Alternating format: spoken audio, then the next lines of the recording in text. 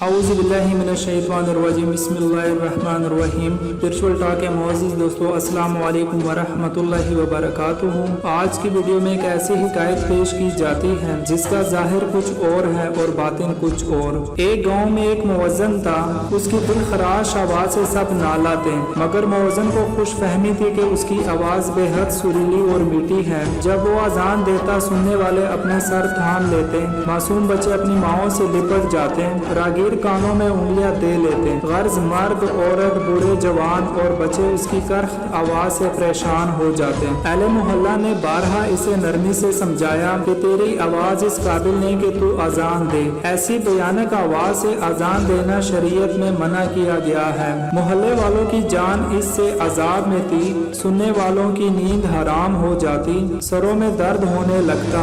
آخر تنگ آ کر سب نے صلاح مشورہ کیا کہ کسی طریقے سے اسے مسجد سے فارغ کرنا چاہیے۔ سب نے دل کھول کر مؤذن صاحب کی مالی خدمت کی اور عرض کرنے لگے، ہم آپ کے لہن داؤدی سے بہت مستفیض ہوئے، آپ نے بہت خدمت کی، اب آپ کچھ عرصہ آرام کیجیے۔ ایک قافلہ مکہ معظمہ جا رہا تھا، مؤذن صاحب حج کی شہادت حاصل کرنے کے لیے اس قافلے میں شامل ہو گئے۔ سفر کی پہلی منزل میں قافلہ ایک ایسی بستی کے قریب جا رکا جس میں زیادہ آبادی کافروں کی تھی۔ عشاء کی نماز کا وقت ہوا تو اس مؤذن نے اللہ تعالیٰ کا نام لے کر اذان دینا شروع کر دی۔ آواز ایسی کرخت نکالی کہ قبروں سے مردے بھی اٹھ کھڑے ہوئے۔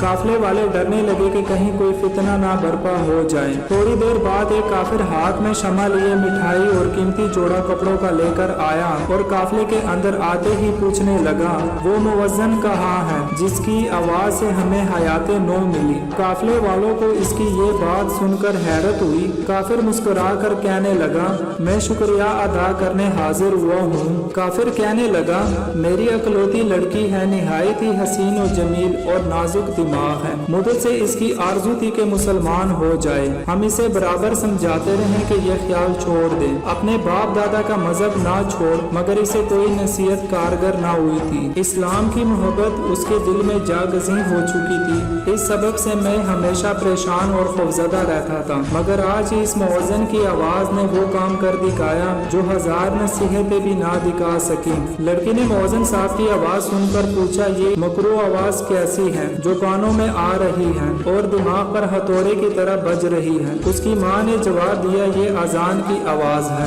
مسلمانوں میں نماز کی اطلاع دینے کا یہی طریقہ مقرر ہے۔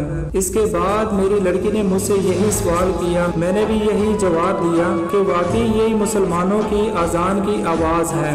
اسے یقین آتے ہی خوف سے اس کا رنگ زرد پڑ گیا اور ہمارا دل سرد ہو گیا۔ اس نے اسی وقت طے کر لیا کہ وہ اسلام قبول نہیں کرے گی۔ ہم تشویش و عذاب سے چھوٹ گئے، ہمیں واقعی اس کی آواز سے راحت پہنچی۔